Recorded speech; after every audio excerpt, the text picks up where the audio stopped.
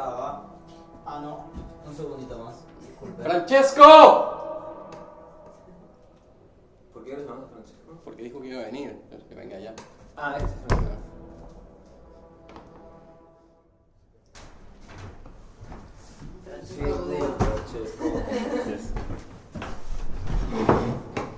Espera que salgas y eso. Sí, creo que sí, ¿no? Sí, claro. Bien. Listo.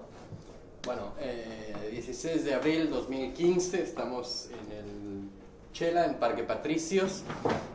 Aquí al lado hay un taller de microafinaciones, un poco más allá una clase de delfines, no sé dónde en la fábrica hay un taller de radio, y estamos aquí en el galpón principal, adentro del CIF, el Centro de Investigaciones del Futuro, diseñado por Leo Zambón y construido por COSA en diciembre, y ahora instalado en el Chela.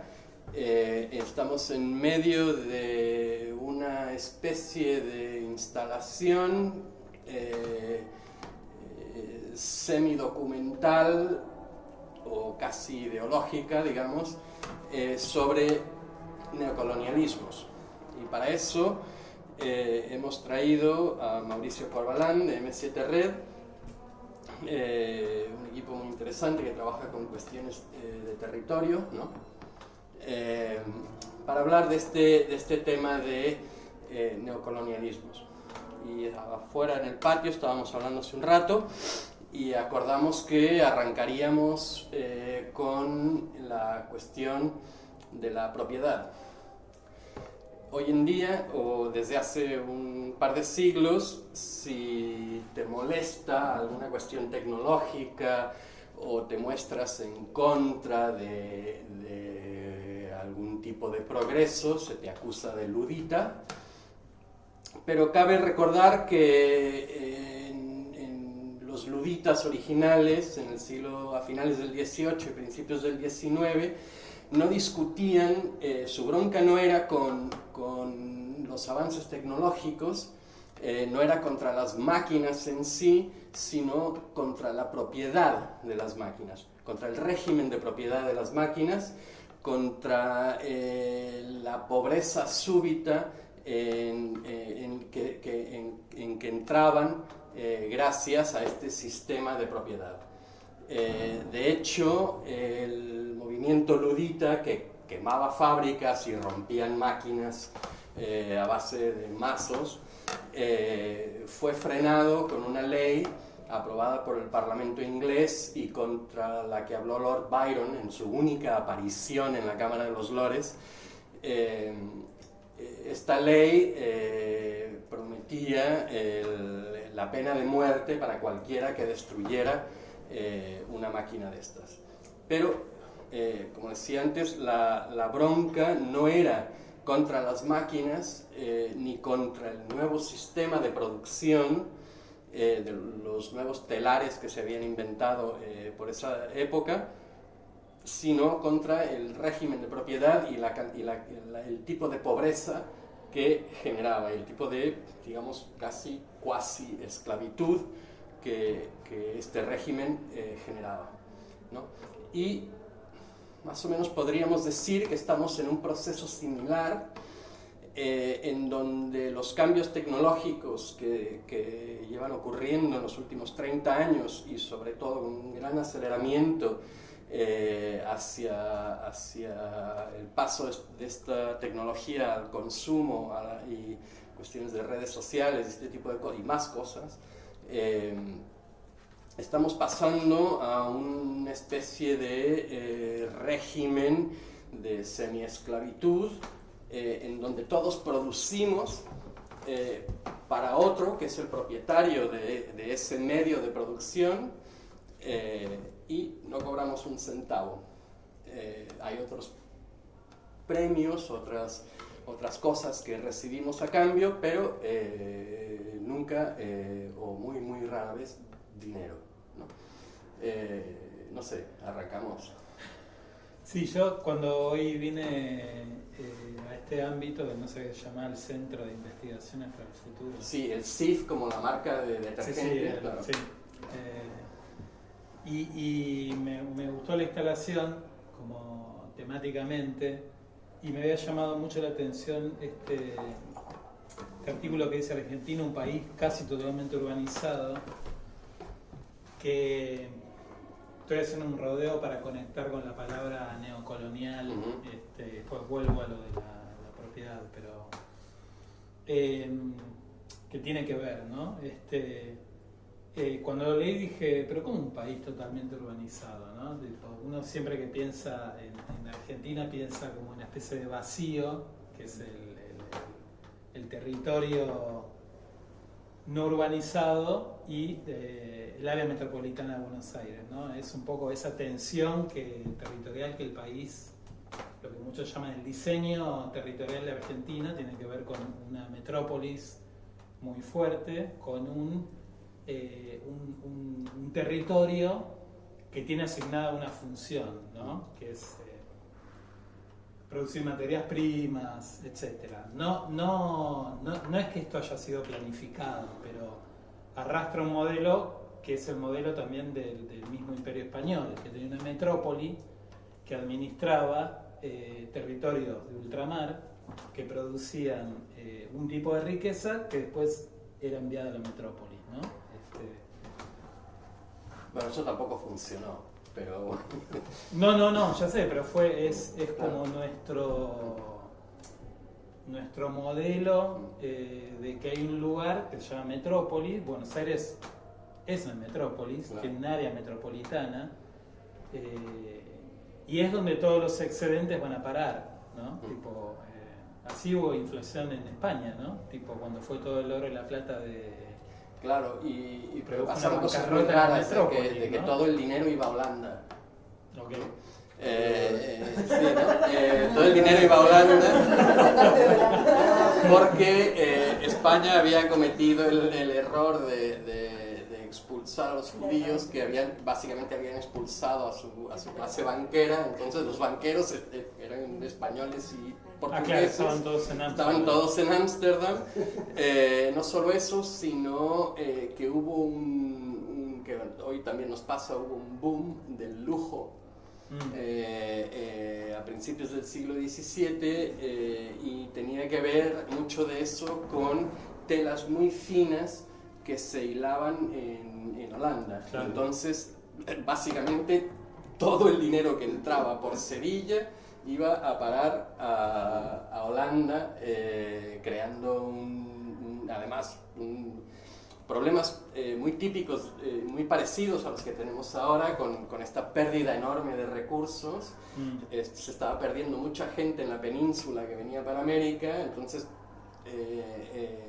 se estaban quedando sin gente en la península, no tenían dinero, proceso inflacionario enorme. Claro. Básicamente los mismos problemas que tenemos ahora, ¿no? En Argentina. Por eso, como me parecía que era interesante volver a ese punto, porque es algo que forma parte un poco de ciertos patrones con los cuales nosotros nos desenvolvimos, ¿no? Tipo, después vino la guerra de la independencia, ¿no? Entonces hay todo un lenguaje, ¿no? Como de la guerra de la independencia, que cuando nosotros éramos chicos en la escuela era para aprender eso, ¿no? Tipo, todo el léxico de la liberación de España, ¿no? Y yo lo traía a colación porque decía, bueno, ese léxico volvió a aparecer, ¿no? Tipo, palabras que yo nunca pensé que iba a escuchar, como cipayo, aparecieron de nuevo. No, eso es una palabra inglesa, ¿no? Ya sé, pero hace 15 años no existía decir esa palabra. O antipatria, o no sé, un montón de palabras que tienen que ver con volver a tensionar esa compulsa entre colonia o patria, o que patria es una palabra romana, ¿entendés? Claro. Y patriarcal, ¿no? Entonces, digo, esa tensión que hay siempre con la idea de la colonia, La enorme tensión que produce simplemente la frase madre patria, ¿no? que ya no se usa más. Me parece que no se usa más. No. Tipo, no. se hundió con el Día de la Raza. Claro. Pero que me parece que tiene que ver en este momento de América Latina, ¿no? Donde de vuelta se da un proceso muy extraño, que es que en la última década hay un auge de las materias primas, pasamos a exportar nuevamente materias primas. Y en ese sentido, la frase esa, Argentina, un país casi totalmente urbanizado, tiene algo de razón, en el sentido de que la producción de materias primas lo que hace es vaciar los territorios. No es que los fija a la población que tiene. Con todas las historias que siempre escuchamos de tratar de poblar un país que está vacío, ¿no? Entre comillas la palabra vacío, ¿no? ¿Qué quiere decir? El país ahora sí está más vacío, porque hay un montón de explotaciones que gracias a tecnologías pueden ser controladas desde otro lugar, hay procesos de acumulación y transporte y logístico que dependen de una relación global. Entonces pasa eso de que el campo está vacío, ¿no? Entonces podés ese reflujo sobre la ciudad. Y en ese sentido es verdad, el país se urbanizó, pero se urbanizó porque hubo un reflujo muy grande de la ciudad y a la vez los medios cubren todo ese espacio, ¿no? Que en un momento se pensaba que era vacío. Entonces, ¿qué pasa? En este auge de exportación de commodities, de materias primas, con el cual convivimos, hay gente que dice, claro, bueno, la ecuación ahora es generar una renta por la cual se subsidia una parte de la población, ¿no? Y esa parte de la población es población urbana, ¿no? Entonces, es como si se estuviera repitiendo ese ciclo colonial de exportación de las materias primas con unas ganancias que van a un proceso de acumulación que siempre es o externo o interno en la forma de, los arquitectos lo saben muy bien, de producción urbana, ¿no? Tipo edificios para la renta, edificios como nichos de valor, de dinero, que si no, no se sabría qué se puede hacer con él. Entonces, hay como una especie de extraña situación, que hay como un país que se urbaniza, pero se urbaniza en el sentido de que va vaciando el territorio y va como ensanchando las áreas metropolitanas de las ciudades con esos que están expulsados del territorio, ¿no? Entonces, por eso ahora hay los problemas del área metropolitana de Buenos Aires aparecen en el área metropolitana de Rosario, en el área metropolitana de Santa Fe. Es como que se empieza a reproducir un tipo de acumulación que tiene que ver con la forma también en que cómo se producen estas materias primas, ¿no? Tipo, pues ahí quería llegar, tipo, esto es, ahora está contado bastante, pero hace unos años no estaba tan contado, que es todo esto del paquete tecnológico de la soja, ¿no? Toda la historia de la soja, contada brevemente, es que fue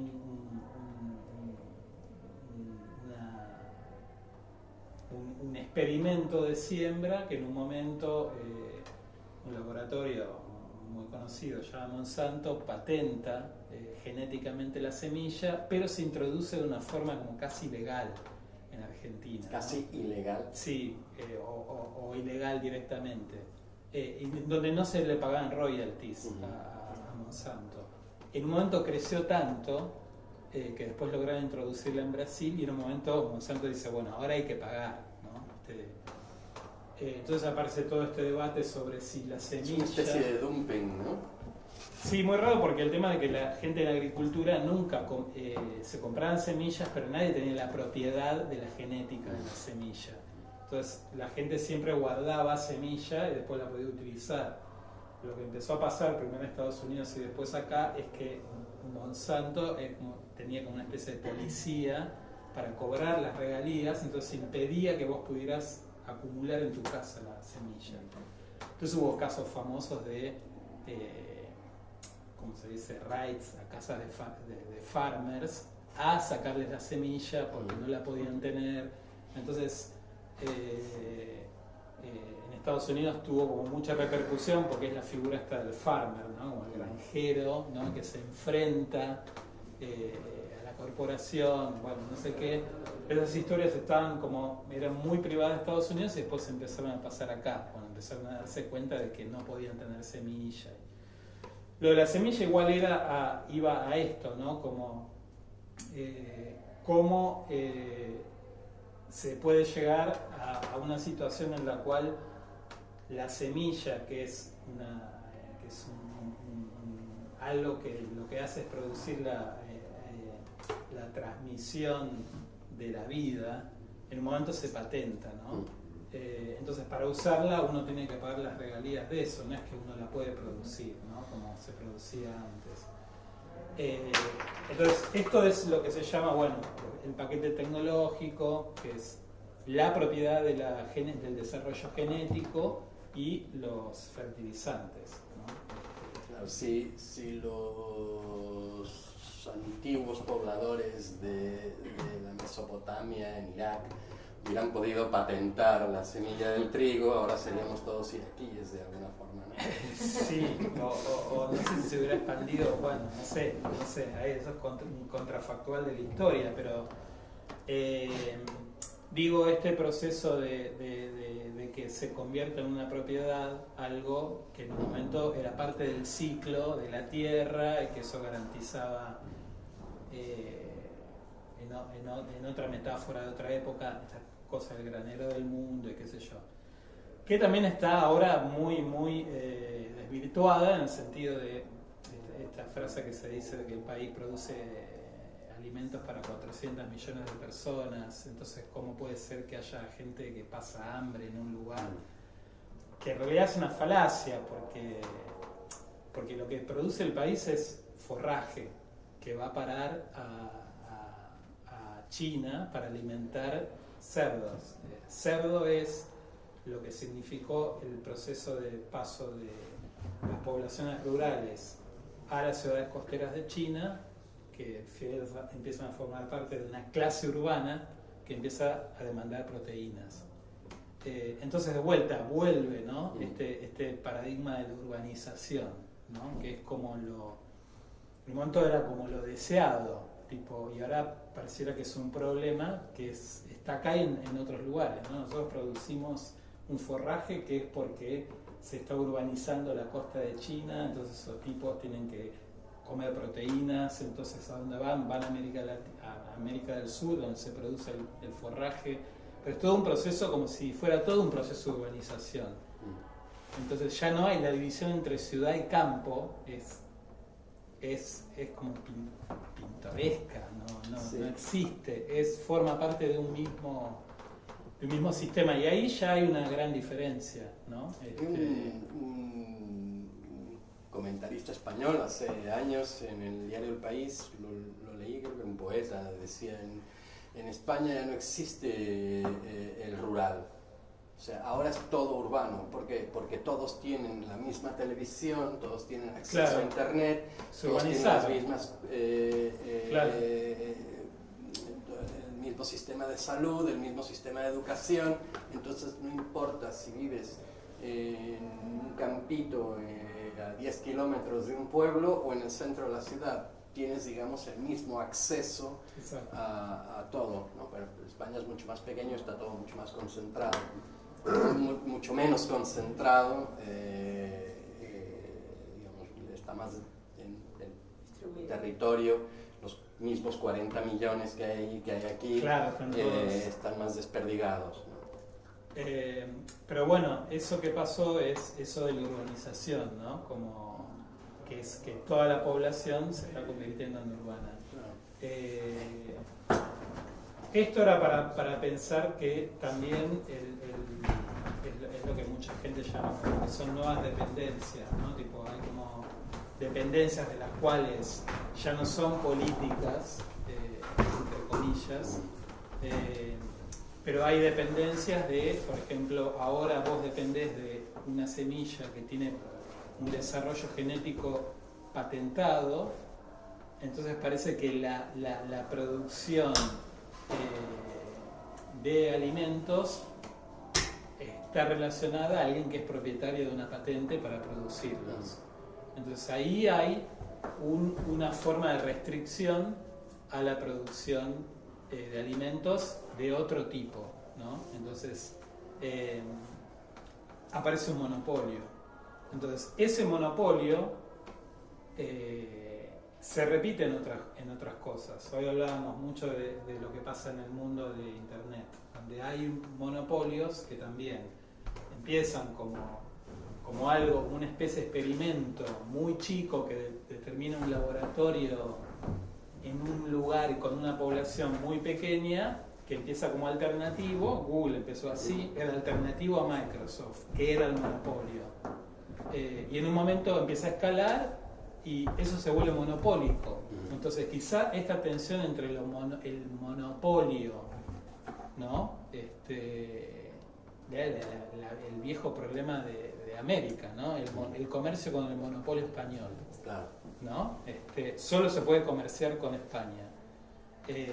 Por eso desató toda la ciudad de contrabandistas que siempre fue Buenos Aires, ¿no?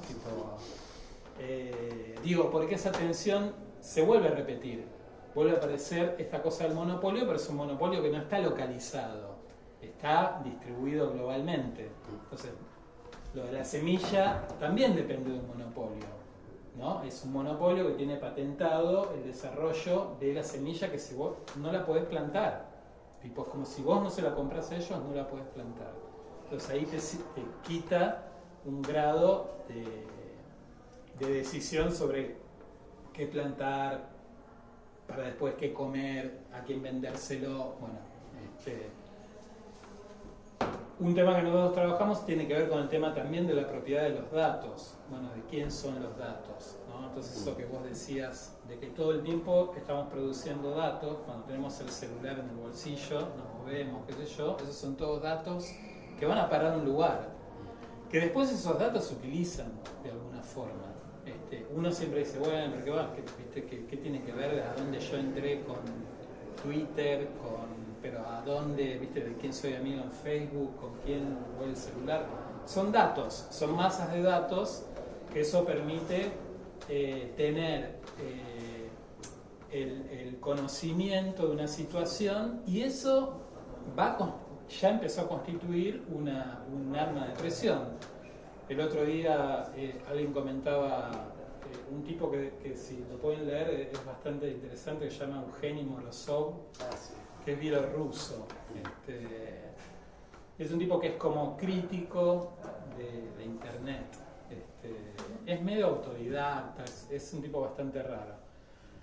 Pero él justamente habla del caso de Uber, que es esta aplicación que te permite conseguir un auto, que es como un sistema de taxis, pero sin taxistas, ¿no? Es como sin licencia de taxi. Sin licencia de taxi. Sin licencia municipal, etc. Exacto. Que lo que hace es como, claro, justamente lo que tiene es la información de quién está disponible con un auto a menos distancia de donde vos estás. Lo que está haciendo Uber es que tiene tantos datos que después va, y si un municipio quiere hacer una política de transporte, ¿qué pasa? El municipio tiene un departamento de transporte y de planificación que debe tener, tablero de dibujo, ¿entendés? Pero en todos lados pasa, que el lugar de planificación es el lugar más gris. Y Uber tiene la... Y Uber tiene todos los datos, entonces te dice, vos querés hacer una política pública de transporte, bueno, está bien, me lo tenés que comprar a mí, ¿entendés? Porque yo sé dónde van los tipos de este barrio, qué hora salen, a qué hora van a trabajar, dónde van a tomar el café, entonces no vas a hacer una ruta de colectivo sin la información que yo tengo. Entonces, por ejemplo, el tipo contaba en el artículo que a Boston lo tenían agarrado del cuello, ¿entendés? Porque el tipo no tenía un departamento de planificación con datos de hace 40 años. Entonces los tipos no podían hacer nada si no tenían, Uber les iba a imponer un sistema de transporte con una lógica que ellos piensan de una forma, pero que choca mucho con el interés que se supone de un sistema de transporte público que tiene que ofrecer del municipio. Bueno, eso es muy parecido a lo que pasa con la semilla también. Digo, bueno, el territorio está liberado a la producción de alimentos de esa forma, ¿no? Con esa semilla, con esa genética, con ese paquete tecnológico de glifosato, que aparte tiene patentes. Entonces, hay algo que incluso el tipo que pensó este modelo sojero, que es argentino, llamado Boco Patel, empezó en la década del 80 como pensando un sistema que no dependiera de la propiedad de la tierra, ¿no? Tipo como el viejo mito del terrateniente poderoso que tiene la tierra. El tipo inventó un sistema de decir, no, la tierra no hace falta, tipo se alquila. ¿Entendés? Y es más, puede ser el Uber de la soja. es como el Uber de la soja, tipo, se puede alquilar no solo en tu país sino en otro. Esa es una sociedad, alquilas, que es lo que hace él, lo que hacen muchos, alquilan un campo en Bolivia, otro en Brasil, como que lo tienen distribuido de una forma, pero ya no necesitan la figura de terrateniente con toda la corte. Entonces, estos modelos de producción de producción de propiedad y de gobierno, ¿no? Como de... Bueno, pero eso también es una urbanización del campo, ¿no? Absolutamente. Porque los que Sí. operan Sí. digamos, la parte financiera del campo, los que hacen Exacto. posible que ese campo produzca, están viviendo aquí en la ciudad y no tienen ni siquiera por qué pisar el No. campo. Todas las operaciones se hacen por internet. Sí, incluso la contratos. siembra y la cosecha se hace... El otro día estaba en un supermercado chino y tenían un monitor y estaban pasando las imágenes de un dron que estaba vigilando la cosecha no sé de dónde, en qué lugar del interior de Argentina. Así, bueno, tipo, es eso, ¿no? Entonces, pero de vuelta, este proceso está pasando en el sentido de decir, bueno, tipo, es como que el territorio está pagando las cuentas, pero esas cuentas después terminan siendo un subsidio para el que tiene que abandonar ese lugar, venir a la ciudad. Entonces, bueno, hay como un sector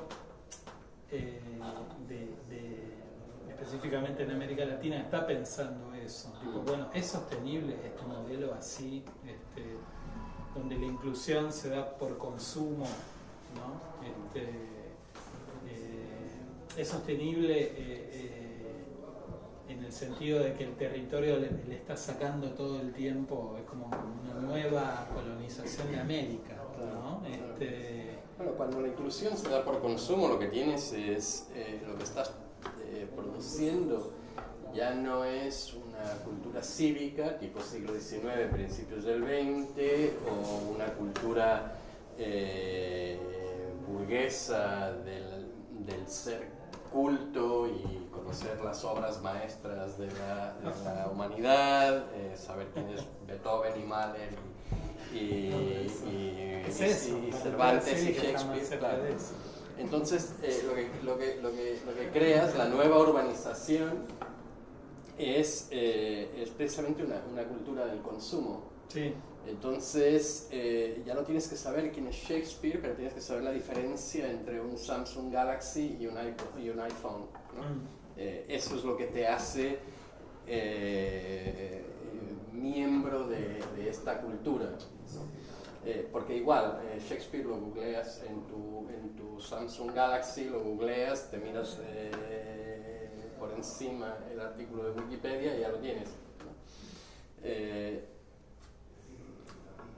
Igual no es un problema, ¿no? Porque...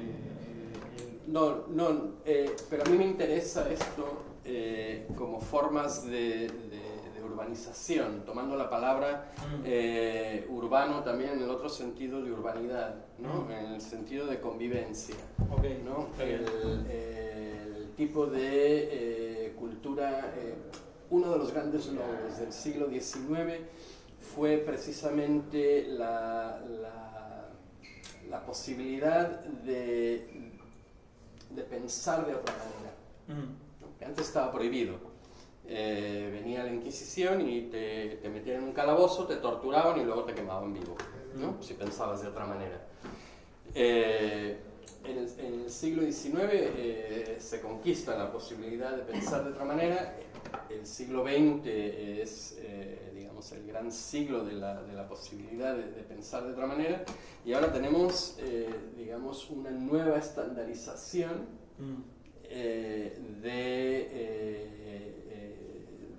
de lo que se puede pensar, digamos, en público, ¿no? En tu casa puedes pensar lo que quieras, pero en público, digamos, hay una nueva estandarización. Y otra cosa que comentábamos antes de arrancar es que la diversidad ya no es una diversidad tanto de pensamiento. Se está peleando de una forma muy extraña a nivel global por una diversidad religiosa, pero esto viene empujado desde el pasado por el Islam del siglo VIII que quieren reinventar, pero digamos esta estandarización del pensamiento tiene como contrapartida una forma de diversidad biopolítica.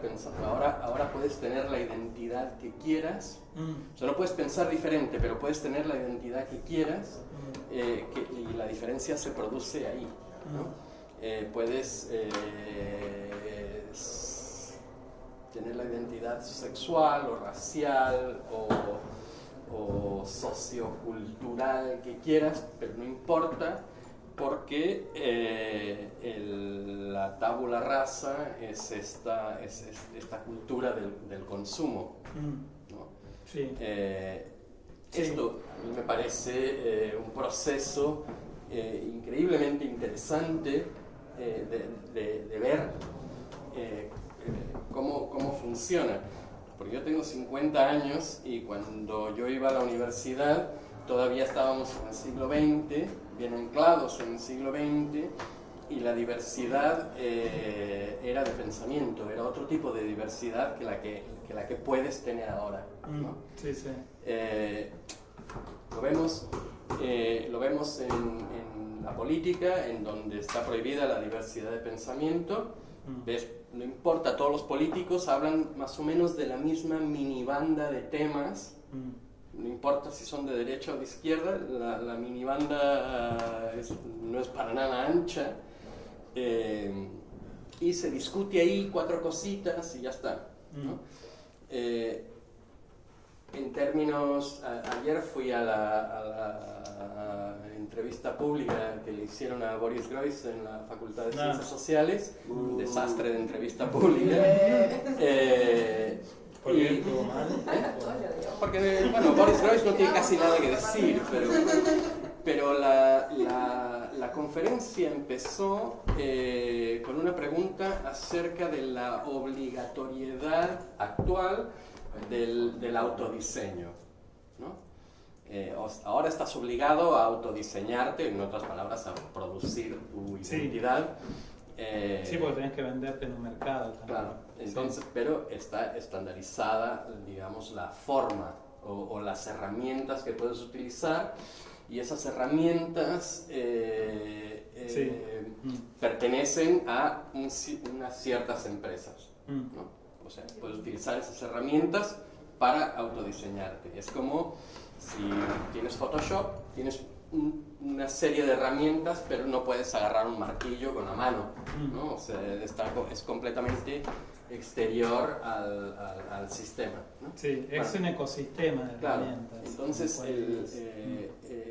a mí me parece que meterse con esta cuestión del autodiseño, como pasó anoche, es muy poco interesante, porque simplemente es una parte de la otra estandarización, que para mí es la verdadera globalización y la verdadera creación de un imperio del cual somos aquí en Argentina o en Bolivia o Brasil o Francia o incluso Estados Unidos, el país en el que estés es una mera provincia de este imperio que se distingue, creo yo, por una cuestión cultural, y la cultura es esta del consumo, ¿no? En donde tu valor como persona, no importa la identidad que tengas, tu valor como persona en realidad viene medida por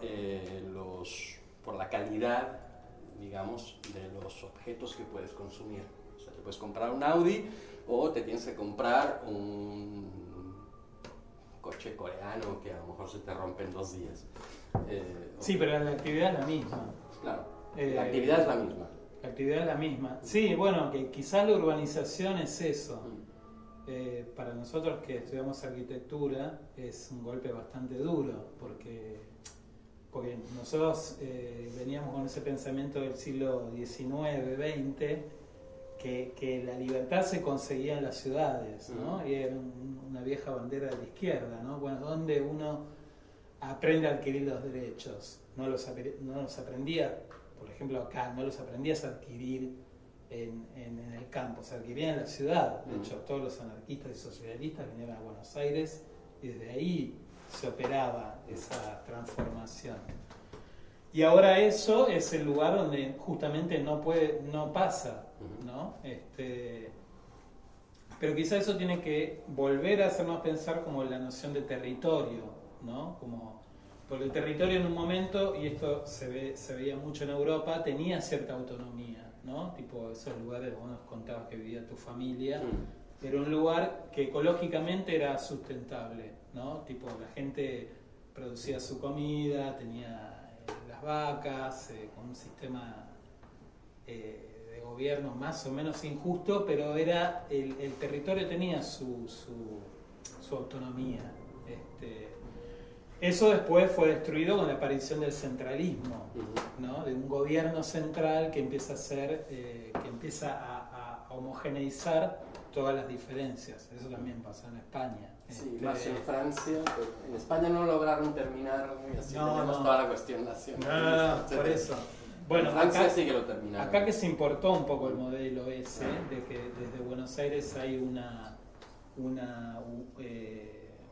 siempre fue ese debate, ¿no? Sobre cómo si el federalismo o el gobierno unitario desde Buenos Aires sigue siendo unitario, ¿no? Lo seguimos viendo todo el tiempo, ¿no? Siempre se termina decidiendo desde Buenos Aires un tipo de política muy uniforme, ¿no? Y que tiene que ver con cierto tipo de incentivos y qué sé yo.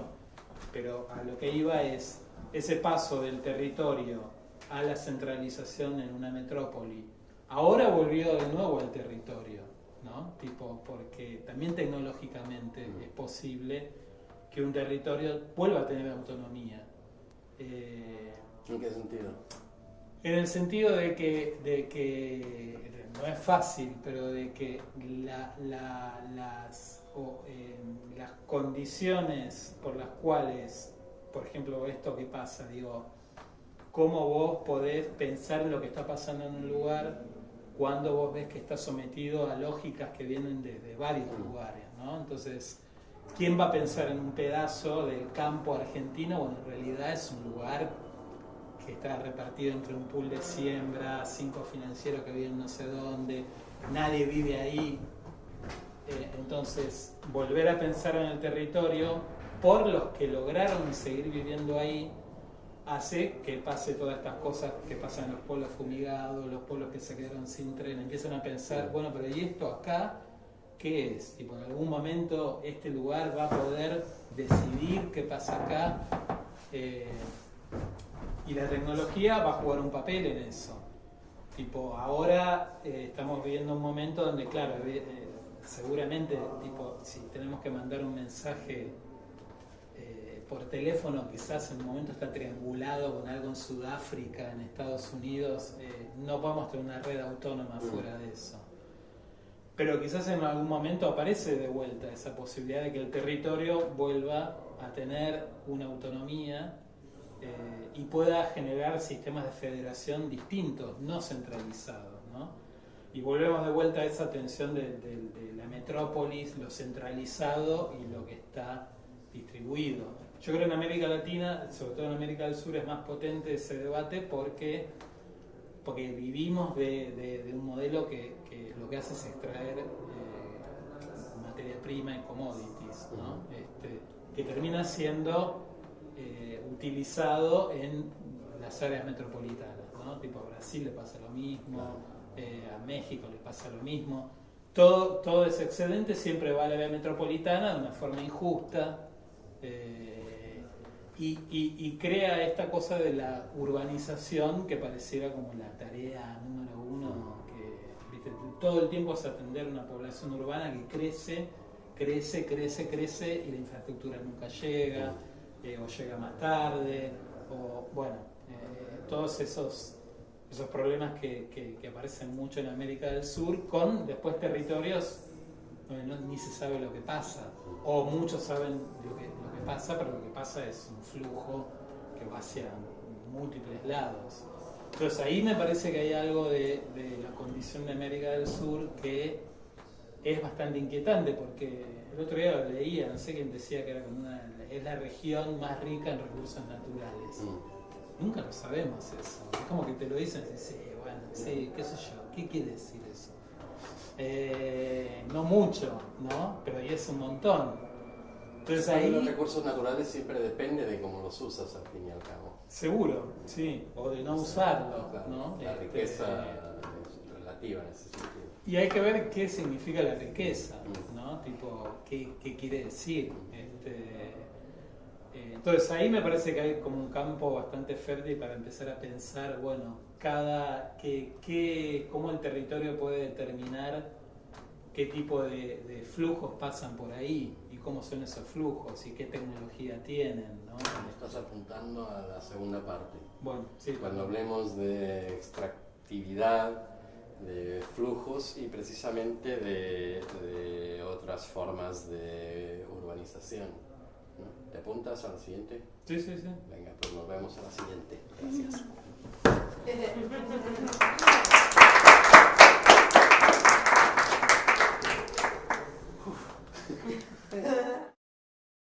Siempre Estaba en tu poder.